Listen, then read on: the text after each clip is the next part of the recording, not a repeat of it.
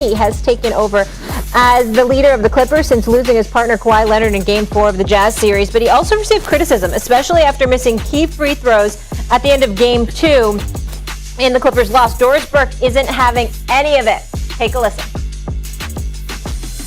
I am so tired of people being critical of Paul George. He's played every other day since June 2nd. He has carried an enormous burden. He has led the playoffs in minutes and touches. And in the fourth quarter of Game 2, big shot after big shot. Yes, he missed the free throws. And yes, he probably didn't help himself calling himself playoff P. But he is fighting through incredible fatigue. 27, 15, and 8. Pipe down, critics of Paul George. Tell him, Doris. Big Perk here with us. Perk, good to see you, sir. All over the coverage last night, doing an excellent job as always, and of course this morning on Get Up. But Max, I'm going to start with you. Should people stop bashing Paul George? No, it's not bashing. It's truth-telling. And by the way, Doris Burke was truth-telling too. That's why I said I wasn't going to blame their loss on his missed free throws, just like I'm not going to blame the Nets' loss on Kevin Durant airballing a three. Because yes, he played all those minutes and he had carried his team and he was exhausted and he missed the shot. Same thing with Paul George. She pointed it out. He's been carrying his team, or at least leading a team in the absence of Kawhi. He's played more than anybody else. He plays both ends of the floor, and he missed some free throws. That's not the only reason they lost that game. So she's right about that. She's telling the truth. But people are also telling the truth, like I will right now when I say normally Paul George plays at a certain level in the regular season. Not quite MVP level, but it ain't just a run-of-the-mill all-star either. It's an all-star plus level. And in the playoffs, he's usually worse than that. Actually, in these playoffs, even when his numbers aren't great, I think he's taken strides in the right direction. Still, would I say he's as good as he normally is when the pressure's not on as much? No, I wouldn't. And was I surprised that he missed the free throws? No, I wasn't. We all see it. Like, you don't want to hang a dude with that rap, right? You understand I take no pleasure in saying it, but you look at a dude like Trae Young, you can see the bigger the moment, the better he plays. And Paul George seems to have the opposite issue. The bigger the moment, the lesser the version of himself he becomes. Now, normal Paul George is an excellent player. So even a lesser version of him, I'll take it on my team, right? It's an above average starter. But we all see it. It's not even last night. He played defense, but he didn't have a great offensive game. They could use a great offensive game right now from Paul George. Let me chime in here. First of all, thanks to Big Perk for the job you did yesterday on SportsCenter with Stephen A. I think you're doing a sensational job, and I love you for the job that you're doing, big bro. I just wanted to say that on national television.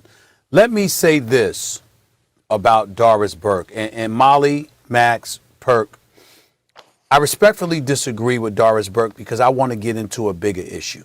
And I want to preface my comments by saying I consider Doris Burke basketball royalty. I really mean that. She is phenomenal. And I'm so proud to call her a colleague. I will say this respectfully why I disagree with her. Because I think that her comments ventured to touch away from just the game. And I think it assisted the mindset and the thought process that has some of us spectating basketball looking at a lot of these dudes as soft mentally. The reality of the situation is clear. These players are the best basketball players in the world. We all know that. When we're evaluating them against each other. We're saying, excuse me, we know you better than any average Joe out there. But as we evaluate this game, we're dissecting and deducing who you are, what you're worth, and what you bring to the table because it all comes with the game. There's millions of people that want to play basketball.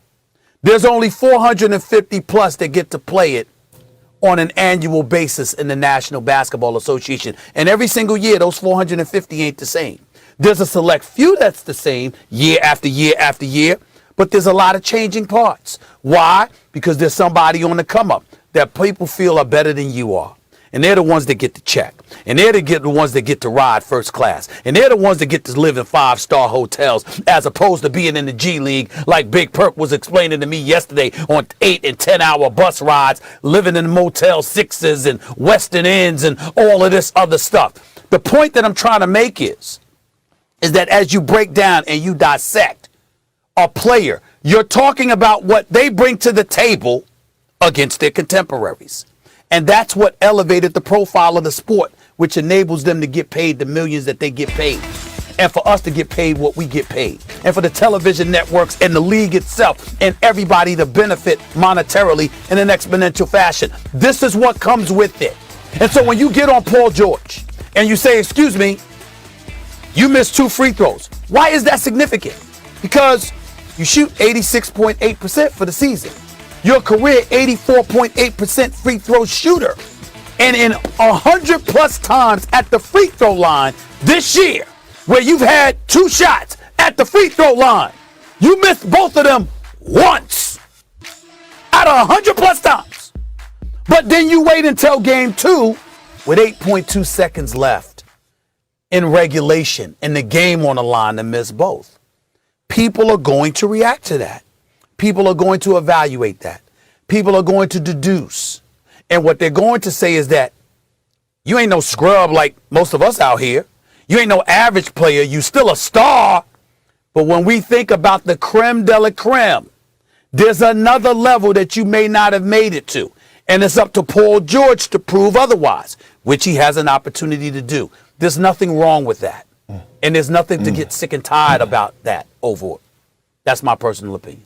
Respectfully. Well, no. And let me start out by saying, Molly, I appreciate the love. I appreciate y'all having me on First Take. Max, I appreciate you embracing me on this show and the Max Kellerman show. And Stephen, I appreciate you, big bro, for putting me on all the platforms, all your shows. It's very appreciated, and I appreciate you from the bottom of my heart to all 3 of you guys. Now, let me get to this point. Doris Burke is a GOAT at what she does, what she brings to the table. I love listening to her commentary. Sure. I think she's a wonderful human being. Outside of that, great spirit, great energy, just an all-around great person. But I disagree, and here's why, okay? Paul George put the pressure on himself. He put the pressure on himself. No other person in the world gave him the nickname Playoff P. He gave himself that nickname. So with that being said, you put yourself under a microscope to perform well at the highest level when it matters the most. So when it's time to deliver, people are watching you very closely. Didn't Kevin Durant about 2 or 3 years ago when they were playing the Clippers and the Clippers were giving Pat Bev and Lou Will was giving them problems the first couple of games, and Kevin Durant came out and he said, you know who I am. I'm Kevin Durant. And what did he go on to do to the Los Angeles Clippers? He killed them. And I mean, he buried them, put them in a body bag. Okay? And then you go back and look at a guy like Damian Lillard.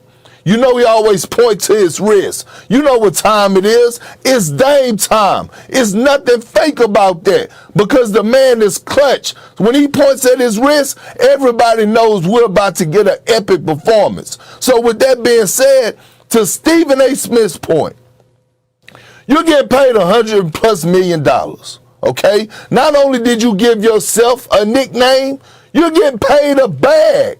At the end of the day, you're getting paid to deliver in great fashion, especially when it matters the most. And look, I would sit back and I would feel sorry for Paul George if I didn't play the game. I would sit back and say, oh, it's not fair for Paul George to get criticized if I didn't play with 10 Hall of Famers.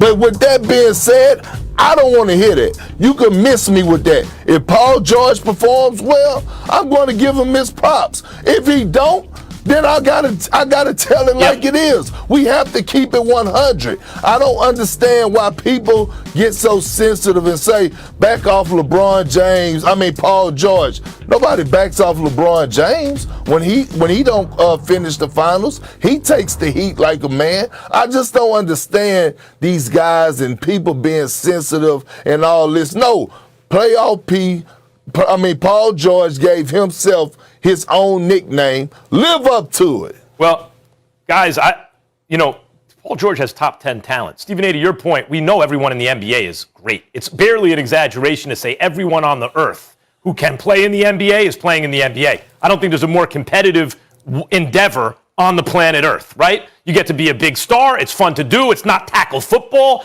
You're not getting hit in the head. You're making millions of dollars. Everyone wants to do it, and only a select handful get to do it. We know they're all great. We're comparing them to each other. I think that's a great point. Paul George has top 10 talent. His size, his athletic ability, his basketball IQ, his shooting ability, his defense. Stop me when you hear a guy that you would take Paul George over. LeBron, KD, Kawhi, Steph, Harden, AD, Embiid, Jokic, Luka, Giannis. I just named 10 guys, not in the top 10. Would you take him over Dame? Would you take him over Trey? You see the way Trey's playing right now. Would you take him over Booker? Would you? I mean, maybe some people would. I would not. Max. Would you take him over Mitchell? Tatum? Max. Yeah. Bottom line is this. Even if you're not a top 25 player in the NBA, you're still big time. You might not be a superstar, but you're still big time when you consider there's 450 players in the NBA. No doubt. That's my point. Paul George, this is an issue I think that Doris Burke is identifying. That on the one hand, we think of Paul George as almost a fringy top 10 player, top 15. Yep. He might not be top 20. I mean, that's what we're doing here. We're evaluating these guys against themselves, and that's the important point. What we're saying is you're the best in the world. Mm-hmm. And of those people that are your contemporaries, here is where you are, right, amongst the elite. And so as a result of that, but unfortunately, we live in a day and age where we got too many of these dudes, not all, not most, but too many of these dudes that are mentally soft. The slightest little criticism or critique, they want to take to the nth degree, and they can't handle it. And there's no excuse for it, to be quite honest with you, because you're literally saying you're great, but now we're going to measure that greatness against other greats to see where you rank. Yeah. That's it. All right. We got to go to break. Perk's coming back. I know this, guys. I know who's not soft, and I know who's the clear-cut best third grader in the country. That will be